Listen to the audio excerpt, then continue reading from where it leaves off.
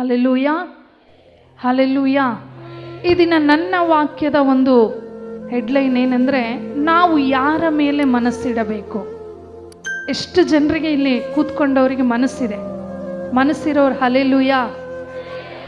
ನನಗೆ ಸ್ವಲ್ಪ ಕೂಡ ಮನಸ್ಸು ಇಲ್ಲ, ಮನುಷ್ಯತ್ವ ಇಲ್ಲ, ನಾನು ಹಲ್ಲೆಲೂಯಾ. ಯಾಕಮ್ಮ ನೀನು ಬೈಯೋದಾದರೆ ಡೈರೆಕ್ಟಾಗಿ ಬೈಯಿ, ಆದರೆ ವಾಕ್ಯದ ಮೂಲಕ ಬೈಬೇಡ ಅಂತ ಯೋಚನೆ ಮಾಡುವುದಾದರೆ, ನಿಜವಾಗ್ಲೂ ಪ್ರಿಯ ದೈವಜನರೇ, ಈ ದಿನ ನಾವು ಯಾರ ಮೇಲೆ ಮನಸ್ಸಿಡಬೇಕು. ನಾವು ನಮಗೆ ಇಷ್ಟ ಬಂದವರ ಮನಸ್ಸನ್ನು ನಮಗಿಷ್ಟ ಬಂದವರ ಮೇಲೆ ನಾವು ಮನಸ್ಸು ಕೊಡ್ತಾ ಇದ್ದೇವೆ. ನಮ್ಮ ಮನಸ್ಸಿಗೆ ಯಾರು ಇಷ್ಟ ಆಗ್ತಾರೋ ಅಂಥವ್ರಿಗೆ ನಾವು ಏನು ಮಾಡ್ತಾ ಇದ್ದೇವೆ, ಕನ್ವಿನ್ಸ್ ಮಾಡ್ತಾ ಇದ್ದೇವೆ, ಪ್ರಪೋಸ್ ಮಾಡ್ತಾ ಇದ್ದೇವೆ, ಇನ್ನೂ ಅಧಿಕವಾಗಿ ಇಷ್ಟಪಡ್ತಾ ಇದ್ದೇವೆ. ಆದರೆ ದೇವರ ವಾಕ್ಯ ಇಲ್ಲಿ ಸ್ಪಷ್ಟವಾಗಿ ದಾವೀದನ ಕುರಿತಾಗಿ ದೇವರು ಮಾತನಾಡಲಿಕ್ಕೆ ಆತನು ಅಮೂಲ್ಯವಾದಂಥ ಮಾತುಗಳನ್ನು ಈ ದಿನ ನಮ್ಮ ಮಧ್ಯದಲ್ಲಿ ತಂದು ಇಡ್ತಾ ಇದ್ದಾನೆ. ಹಲ್ಲೆಲೂಯಾ. ಶಬ್ದವಾಗಿ ಹೇಳೋಣ, ಹಲ್ಲೆಲೂಯಾ. ದೇವರಿಗೆ ಸ್ತೋತ್ರವಾಗಲಿ.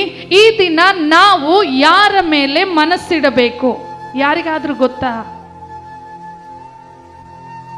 ಇಲ್ಲಿದ್ದಾಗೆ ಮಾತ್ರ ನಾವೇನು ಮಾಡ್ತೇವೆ, ದೇವರಂದ್ರೆ ಭಾಳ ಇಷ್ಟ, ದೇವರು ಬಿಟ್ಟರೆ ನನಗೆ ಇನ್ಯಾ ದೇವರು ಬೇಡಮ್ಮ.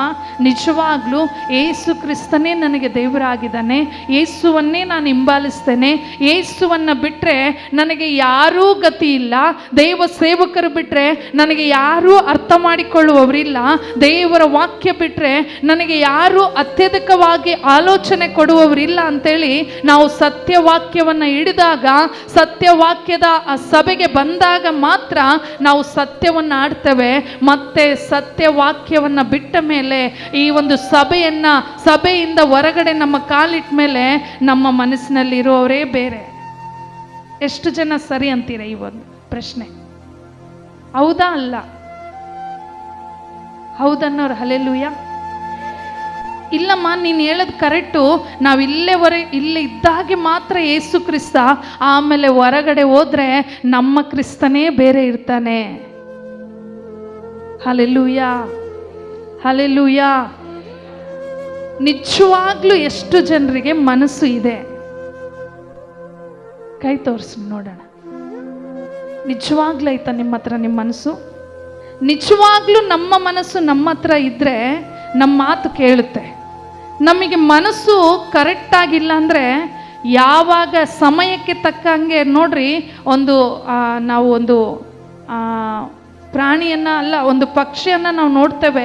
ಒಂದು ಚಿಕ್ಕದಾದಂಥ ಪ್ರಾಣಿ, ಅದು ಅಮೀಬಾ. ಎಷ್ಟು ಜನ ನೋಡಿದ್ದೀರಾ? ನಾನು ನೋಡಿಲ್ಲಮ್ಮ, ನಾನು ಕೇಳಿದ್ದೇನೆ. ಕೇಳಿದವರಾಗಲಿ ಎಷ್ಟು ಜನ ಈ ಒಂದು ಮಾತನ್ನು ಕೇಳಿಸ್ಕೊಂಡಿದ್ದೀರಾ? ಅಮೀಬಾ ತನಗೆ ಇಷ್ಟ ಬಂದ ರೀತಿಯಲ್ಲಿ ಒಂದು ಬಣ್ಣವನ್ನು ಬದಲಾಯಿಸುತ್ತೆ, ಕಲರನ್ನು ಚೇಂಜ್ ಮಾಡಿಕೊಳ್ಳುತ್ತೆ. ಆ ರೀತಿಯಾದಂಥ ಪ್ರಾಣಿ, ಆ ರೀತಿಯಾದಂಥ ಪಕ್ಷಿಗಳು ನಾವಲ್ಲ. ಯೇಸು ಕ್ರಿಸ್ತನು ಈ ಪ್ರಪಂಚಕ್ಕೆ ಬರುವಾಗ ಎಲ್ಲರನ್ನ ಸಾಧಾರಣವಾಗಿ, ಎಲ್ಲರನ್ನ ಪ್ರೀತಿಯಿಂದ, ಎಲ್ಲ ವಸ್ತುಗಳನ್ನು, ಎಲ್ಲ ಪ್ರಾಣಿ ಪಕ್ಷಿಗಳನ್ನು, ಈ ಭೂಮಿಯ ಮೇಲಿರುವಂಥ ಎಲ್ಲ ಗಿಡಗಳನ್ನು, ಎಲ್ಲ ಸೂರ್ಯ ಚಂದ್ರ ನಕ್ಷತ್ರಗಳನ್ನು ಉಂಟು ಮಾಡಬೇಕಾದ್ರೆ ಭಾಳ ಇಷ್ಟವಾಗಿ ಸೃಷ್ಟಿ ಮಾಡಿದ. ಆದರೆ ಮನುಷ್ಯನನ್ನು ಸೃಷ್ಟಿ ಮಾಡಬೇಕಾದ್ರೆ ಯೇಸು ಏನು ಮಾಡ್ದ? ಪಶ್ಚಾತ್ತಾಪ ಪಟ್ಟ. ಹಲ್ಲೆಲೂಯಾ. ತುಂಬ ವೇದನೆ ಪಟ್ಟ. ಯಾಕಂದರೆ ಮನುಷ್ಯರ ಸ್ವರೂಪ, ಮನುಷ್ಯರ ಒಂದು ಬುದ್ಧಿ, ಮನುಷ್ಯರ ಒಂದು ಆಲೋಚನೆ ನಮ್ಮ ಪಕ್ಕದಲ್ಲಿ ಇದ್ದವರಿಗೆ ಗೊತ್ತಿರಲ್ಲ. ನಮ್ಮನ್ನು ಹೆತ್ತು ಸಾಕಿ ಸಲಹಿದಂಥ ತಂದೆ ತಾಯಿಗಳಿಗೆ ಗೊತ್ತಿರಲ್ಲ. ನಮ್ಮನ್ನು ಚೆನ್ನಾಗಿ ನೋಡಿಕೊಳ್ಳುವಂಥ ಫ್ರೆಂಡ್ಸ್ಗಳಿಗೆ ಗೊತ್ತಿರಲ್ಲ. ಆದರೆ ನಮ್ಮನ್ನು ಉಂಟು ಮಾಡಿದಂಥ ಯೇಸುವಿಗೆ ನಾವು ಕೂತುಕೊಳ್ಳುವುದು, ಏಳುವುದು, ನಾವು ಎಲ್ಲಿ ನಸ್ಪುಡಿ ತಿಕ್ತೀವಿ, ಎಲ್ಲಿ ನಾವು ಅಡಿಕೆಯಲ್ಲಿ ಹಾಕ್ತೀವಿ, ಎಲ್ಲಿ ನಾವು ಸ್ಮೋಕ್ ಮಾಡ್ತಾ ಇದ್ದೇವೆ, ಎಲ್ಲಿ ನಾವು ಕುಡಿತಾ ಇದ್ದೇವೆ ಅಂತ ದೇವರಿಗೆ ಚೆನ್ನಾಗಿ ಗೊತ್ತಂತೆ. ಹಲ್ಲೆಲೂಯಾ. ನಿನ್ನ ಪಾಸ್ಟ್ರಿಗೆ ಗೊತ್ತಾಗ್ದಂಗೆ ಇರಬಹುದೇನೋ ನೀನೇನು ಮಾಡ್ತಾ ಇದೀಯ ಅಂತ, ನನಗೂ ಗೊತ್ತಿಲ್ಲದಂಗೆ ಇರಬಹುದೇನೋ ಏನು ಮಾಡ್ತೀನಂತ. ಆದರೆ ನಮ್ಮ ಮನಸ್ಸಿನಲ್ಲಿ ಒಂದು ಚಿಕ್ಕ ಮನೆ ಇದೆ. ಆ ಮನೆಯಲ್ಲಿ ವಾಸ ಮಾಡುವಂಥ ಯೇಸುವಿಗೆ ಎಲ್ಲ ಚೆನ್ನಾಗಿ ಗೊತ್ತು. ಹಲ್ಲೆಲೂಯಾ. ಹಲ್ಲೆಲೂಯಾ. ನಾವು ಎಷ್ಟು ಕರೆಕ್ಟ್ ಆಗಿದ್ದೇವೋ, ಎಷ್ಟು ತಪ್ಪಾಗಿ ನಡ್ಕೊಳ್ತಾ ಇದ್ದೇವೋ, ಎಷ್ಟು ಚೆನ್ನಾಗಿ ಬಿಹೇವ್ ಮಾಡ್ತಾ ಇದ್ದೇವೋ, ಎಷ್ಟು ಚೆನ್ನಾಗಿ ನಾವು ಅರ್ಥ ಮಾಡಿಕೊಳ್ತಾ ಇದ್ದೇವೋ, ಇನ್ನೊಬ್ಬರನ್ನ ನಾವು ಅರ್ಥ ಮಾಡಿಕೊಂಡಂತ ರೀತಿಯಲ್ಲಿ ನಟನ ಮಾಡಿ ನಾವೇನ್ ಮಾಡ್ತಾ ಇದ್ದೇವೆ, ಮನುಷ್ಯರನ್ನ ಮೋಸ ಮಾಡ್ತಾ ಇದ್ದೇವೆ. ಆದರೆ ಯೇಸು ಆ ಮೋಸ ಮಾಡುವವರ ಬಗ್ಗೆ ಹೇಳ್ತಾ ಇಲ್ಲ. ಎಷ್ಟು ಜನರಿಗೆ ಮನಸ್ಸಿದೆಯೋ ಆ ಮನಸ್ಸಿನ ಕುರಿತಾಗಿ ಯೇಸು ನಿಮ್ಮ ಮಧ್ಯದಲ್ಲಿ ಮಾತನಾಡಲಿಕ್ಕೆ ಇಷ್ಟಪಡ್ತಾ ಇದ್ದಾನೆ. Hallelujah, hallelujah. ಈ ದಿನ ನಾವು ಯಾರ ಮೇಲೆ ಮನಸ್ಸಿಡಬೇಕಂದ್ರೆ 25ನೇ ಕೀರ್ತನೆ ಅಲ್ಲಿ 1ನೇ ವಚನದಲ್ಲಿ ನಾವು ನೋಡ್ತಾ ಇದ್ದೇವೆ, ಯೆಹೋವನೇ ನಿನ್ನಲ್ಲಿ ಮನಸ್ಸಿಟ್ಟಿದ್ದೇನೆ.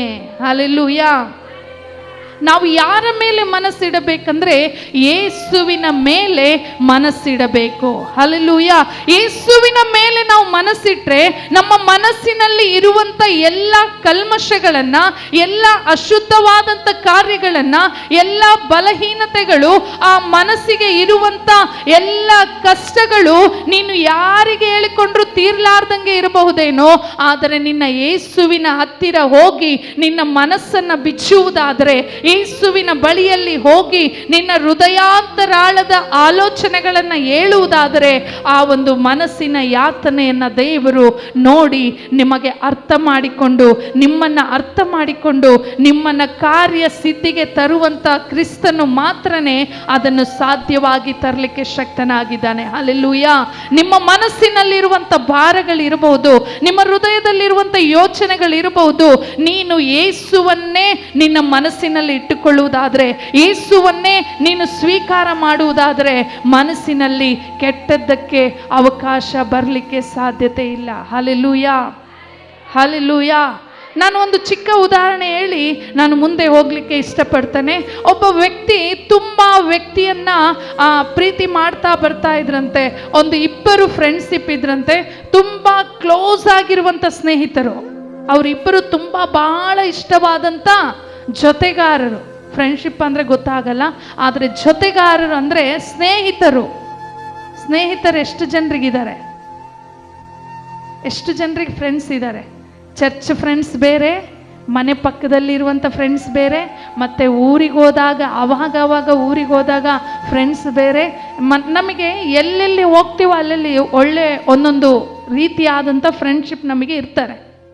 ನಿಮಗಿದ್ದಾರೋ ಇಲ್ಲ ಗೊತ್ತಿಲ್ಲ, ನನಗೆ ಮಾತ್ರ ಭಾಳ ಜನ ಇದ್ದಾರೆ. ಆದರೆ ನಾನು ಸ್ಕೂಲು ಸ್ನೇಹಿತರನ್ನು ಇವತ್ತಿಗೂ ನನಗೆ ಅವ್ರು ಫೋನ್ ಮಾಡಿದ್ರು ಕೂಡ ನಾನು ಎತ್ತಲ್ಲ. Hallelujah, hallelujah. ನಾನು ಯಾರ ನಂಬರ್ ಕೊಟ್ಟೀನಿ ಗೊತ್ತಾ? ನನ್ನ ಫ್ರೆಂಡ್ಸ್ ಹೊತ್ತಿಗೆ ಮಾತಾಡಬೇಕಂದ್ರೆ ನಮ್ಮ ಪಾಸ್ಟ್ ನಂಬರ್ ಕೊಟ್ಟೀನಿ. ಅವ್ರು ಏನು ಹೇಳ್ತಾರೆ ಗೊತ್ತಾ? ನಮ್ಮ ಫ್ರೆಂಡ್ಸ್ ಫೋನ್ ಮಾಡಿದಾಗೆಲ್ಲ, ಅಮ್ಮ ಮನೆಗಿದ್ದಾಳಮ್ಮ, ನಾನು ಹೊರಗಡೆ ಬಂದೀನಿ. ಹಲ್ಲೆಲೂಯಾ.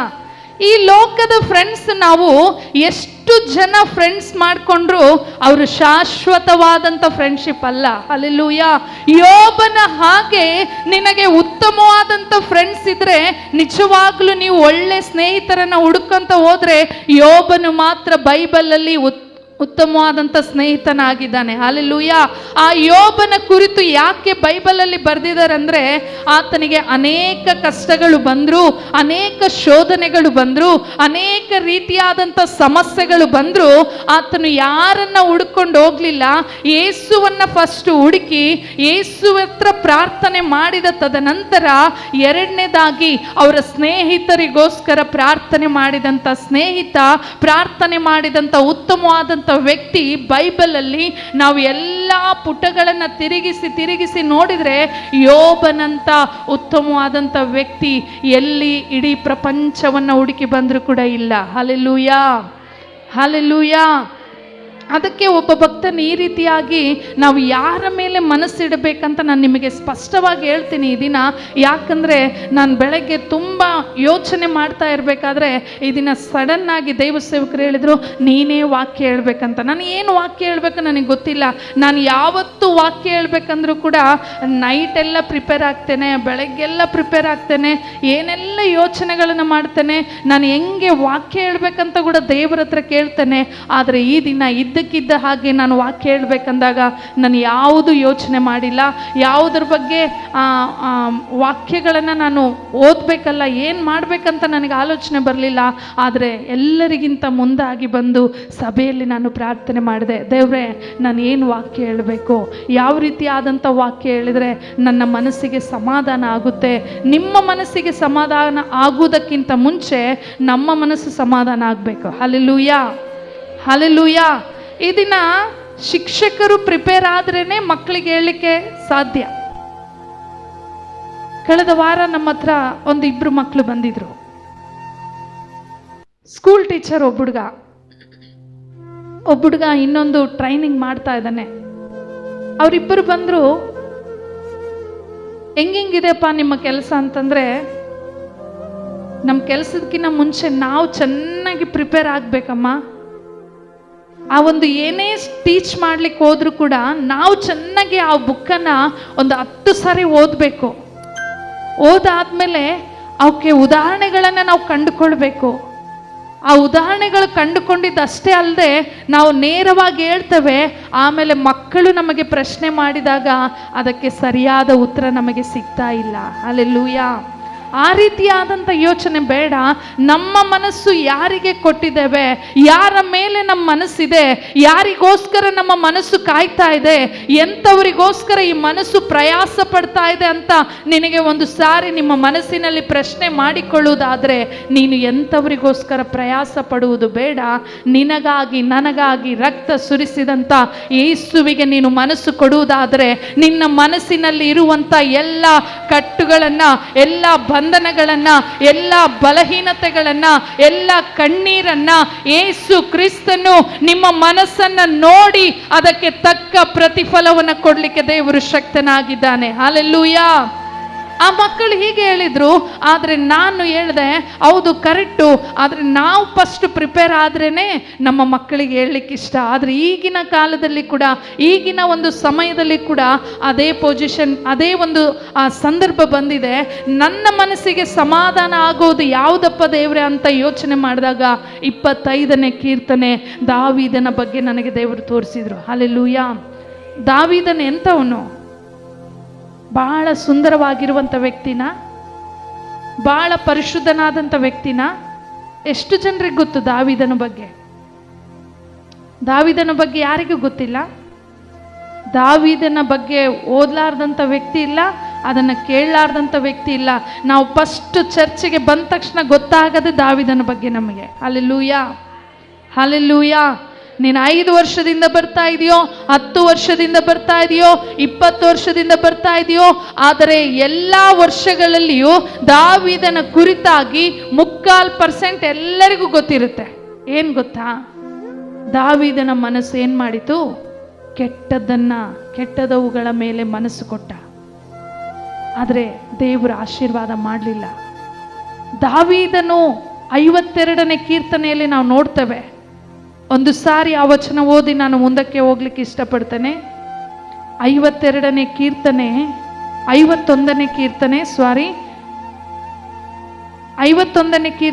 3ನೇ ವಚನವನ್ನು 2-3 ವಚನವನ್ನು ನಾವು ಓದಿಕೊಳ್ಳೋಣ. ನನ್ನ ಪಾಪವನ್ನು ಸಂಪೂರ್ಣವಾಗಿ ತೊಳೆದು ಬಿಡು, ನನ್ನ ದೋಷವನ್ನು ಪರಿಹರಿಸಿ ನನ್ನನ್ನು ಶುದ್ಧಿಗೊಳಿಸು. ನಾನು ದ್ರೋಹಿ ಎಂದು ನಾನೇ ಒಪ್ಪಿಕೊಂಡಿದ್ದೇನೆ, ನನ್ನ ಪಾಪವು ಯಾವಾಗಲೂ ನನ್ನ ಮುಂದೆ ಇದೆ. ಹಲ್ಲೆಲೂಯಾ. ನಮ್ಮ ಪಾಪ ಯಾವಾಗಲೂ ಯಾರ ಮುಂದೆ ಇರುತ್ತೆ? ನಮ್ಮ ಫ್ರೆಂಡ್ಸ್ ಮುಂದೆ ಇರುತ್ತಾ? ನಮ್ಮ ಪಾಸ್ಟರ್ ಮುಂದೆ ಇರುತ್ತಾ? ನಮ್ಮ ತಂದೆ ತಾಯಿ ಮುಂದೆ ಇರುತ್ತಾ? ಇಲ್ಲ. ಮನಸ್ಸು ಇರುವವರಿಗಾದರೆ ಅವರ ಮನಸ್ಸು ತಪ್ಪು ಮಾಡ್ತಾ ಇದೆ ಅಂತೇಳಿ ಅವರ ಮುಂದೆನೇ ಇರುತ್ತೆ. ಹಲ್ಲೆಲೂಯಾ. ನಾನು ಪಾಪಿ ಎಂದು ಒಪ್ಪಿಕೊಂಡು ಪಶ್ಚಾತ್ತಾಪ ಪಟ್ಟು ಆತನು ಮತ್ತೆ ಪುನಃ ಪಾಪ ಮಾಡಿದರೆ, ಈ ಬೈಬಲಲ್ಲಿ ಆತನ ವಚನಗಳಾಗಲಿ, ಆತನ ಒಂದು ಸ್ಟೋರಿ ಆಗಲಿ, ಆತನ ಒಂದು ಅಧ್ಯಾಯವಾಗಲಿ ಈ ಒಂದು ಸತ್ಯವೇದದಲ್ಲಿ ಬರಿತಾ ಇರಲಿಲ್ಲ. ಆತನು ಎಷ್ಟು ಪಾಪ ಮಾಡಿದನೋ ಅಷ್ಟು ಪಶ್ಚಾತ್ತಾಪ ಪಟ್ಟು ದೇವರ ಮುಂದೆ ಒಪ್ಪಿಕೊಂಡು ದೇವರಿಗೆ ಯಥಾರ್ಥವಾಗಿ ಪ್ರಾರ್ಥನೆ ಮಾಡಿದಾಗ ಆ ದಾವೀದನನ್ನ ದೇವರು ಏನ್ ಮಾಡಿದ? ಅರಸನನ್ನಾಗಿ ಮಾಡಿದ. ಹಲ್ಲೆಲೂಯಾ. ಈ ದಿನ ನಾವು ಆಳಾಗಿದ್ದೇವಾ, ಇಲ್ಲ ನಾವು ದಾಸರಾಗಿದ್ದೇವಾ, ಇಲ್ಲ ನಾವು ಬಲಹೀನರಾಗಿದ್ದೇವಾ? ಈ ಒಂದು ಸ್ಥಿತಿಯಲ್ಲಿ ಇದ್ದಂಥ ಎಲ್ಲರೂ ನಿಮ್ಮ ಮನಸ್ಸು ಯೇಸುವಿಗೆ ಕೊಡುವುದಾದರೆ ಯೇಸು ನಿಮ್ಮ ಮನಸ್ಸನ್ನ ಶುದ್ಧೀಕರಿಸಲಿಕ್ಕೆ ದೇವರು ಶಕ್ತನಾಗಿದ್ದಾನೆ. Hallelujah, hallelujah. ಶಬ್ದವಾಗಿ ಹೇಳೋಣ, ಹಲ್ಲೆಲೂಯಾ. ಅದಕ್ಕೆ ಒಬ್ಬ ಭಕ್ತನು ಈ ರೀತಿಯಾಗಿ ಒಂದು ಹಾಡನ್ನು ಹಾಡಿದನೆ. ಮನಸ್ಸಿನ ಯಾತನೆ ಕೇಳುವವರಿಲ್ಲದೆ ಏಕಾಂಗಿಯಾಗಿನ ಅಲೆದಾಡಿ ಬಂದೆನು. ಮನಸ್ಸಿನ ಯಾತನೆ ಕೇಳುವವರಿಲ್ಲದೆ ಏಕಾಂಗಿಯಾಗಿನ ಅಲೆದಾಡಿ ಬಂದೆನು. ಮಾತಾಡು ನನ್ನೇಸಪ್ಪ, ಕೇಳುವೆನು ನಿನ್ ಸ್ವರವನ್ನ. ಮಾತಾಡು ನನ್ನೇಸಯ್ಯ,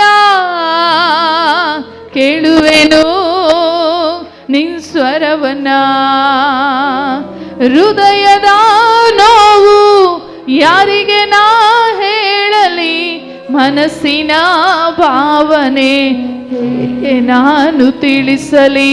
ಹೃದಯದ ನೋವು ಯಾರಿಗೆ ನಾ ಹೇಳಲಿ, ಮನಸ್ಸಿನ ಭಾವನೆ ಹೇಗೆ ನಾನು ತಿಳಿಸಲಿ. ಏಸಪ್ಪ ನಾನಿನ್ನ ಬೇಡುವೆ, ಏಸಪ್ಪ ನಾನಿನ್ನ ಸ್ತುತಿಸುವೆ.